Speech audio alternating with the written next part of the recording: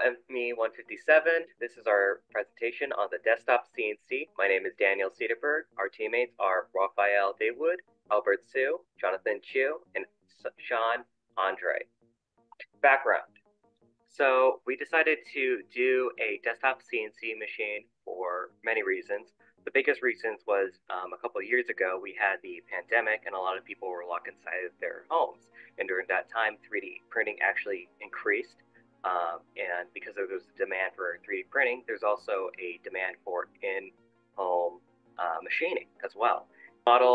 We didn't have enough time to design our own model, so we decided to stick with a conventional desktop CNC, and we found one on GrabCAD, and we are currently using that for our analysis.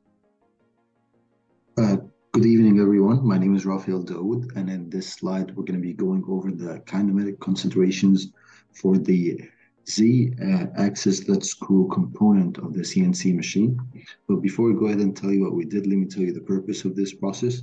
And it was pretty much to investigate the motion concentrates and to determine the optimal size and interconnections of components for proper fits and functionality for the design.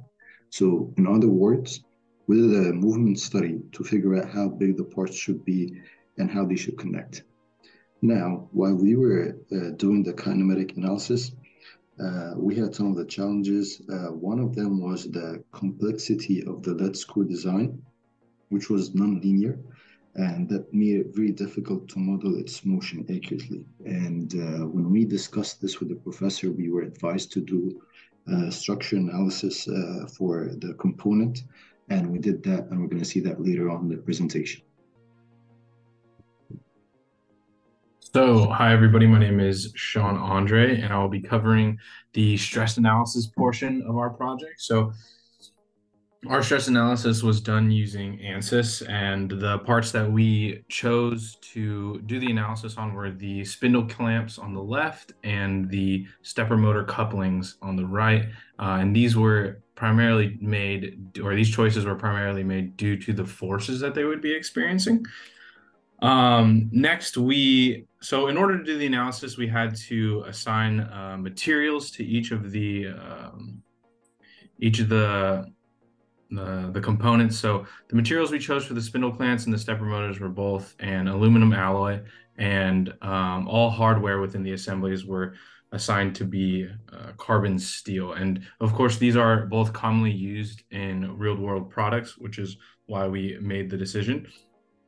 Next, we did a mesh generation, which was auto-populated through the ANSYS software.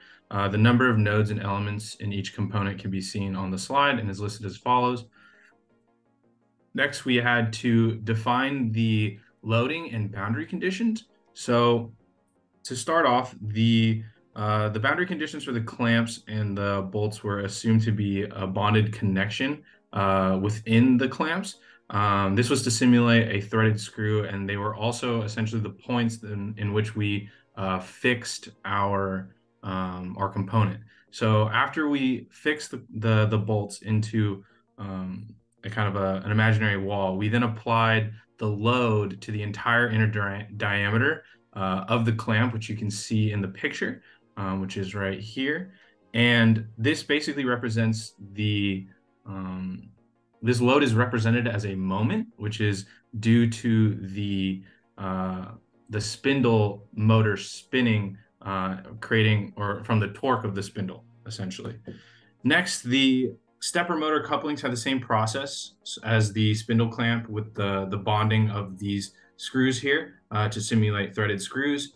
We then also made the two back screws fixed so that the front screws could experience the moment from the torque in the motor.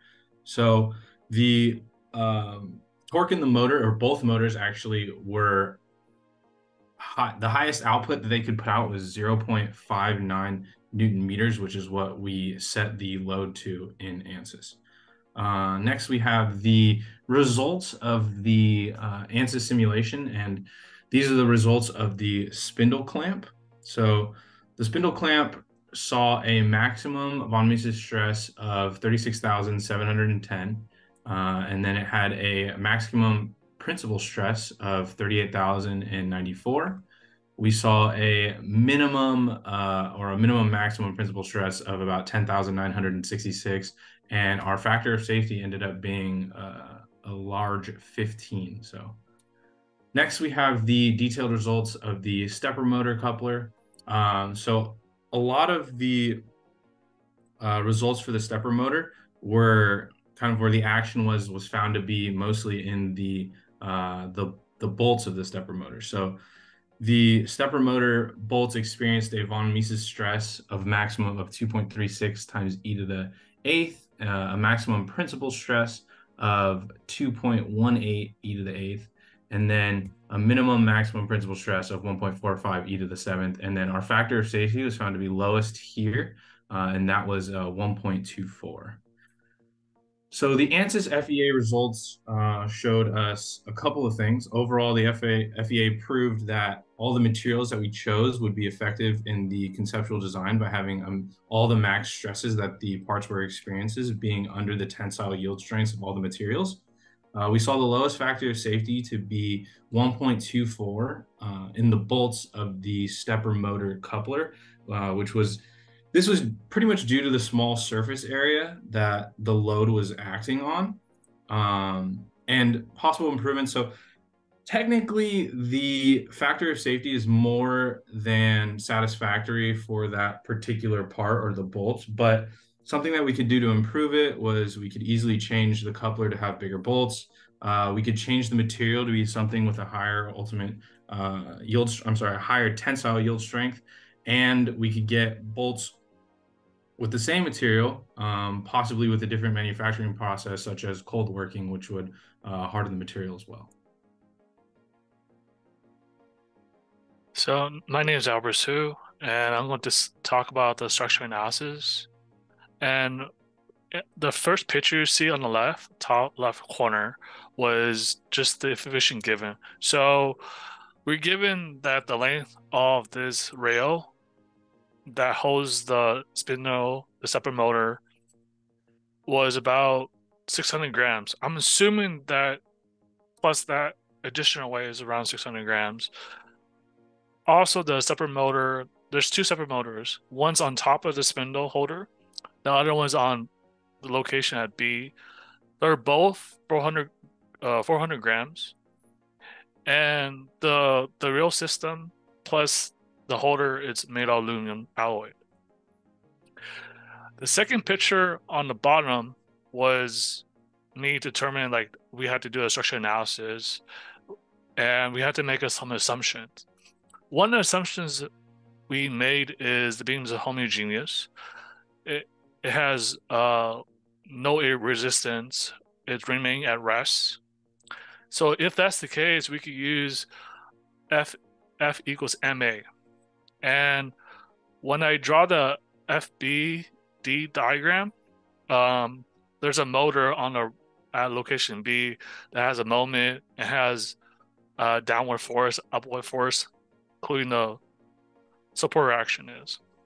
When I do that, I put a point load in the middle that it mimics the total around like 1.4 kilograms. I converted it.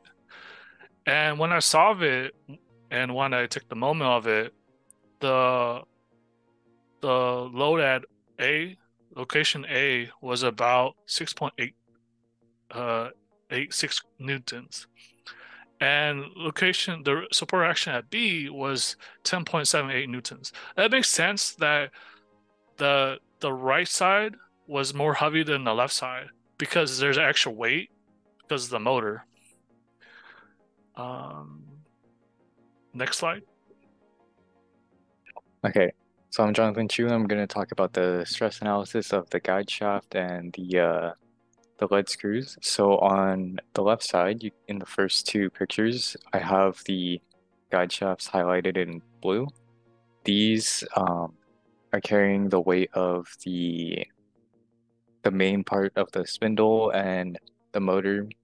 And these basically provide support and alignment for the spindle for when it's working.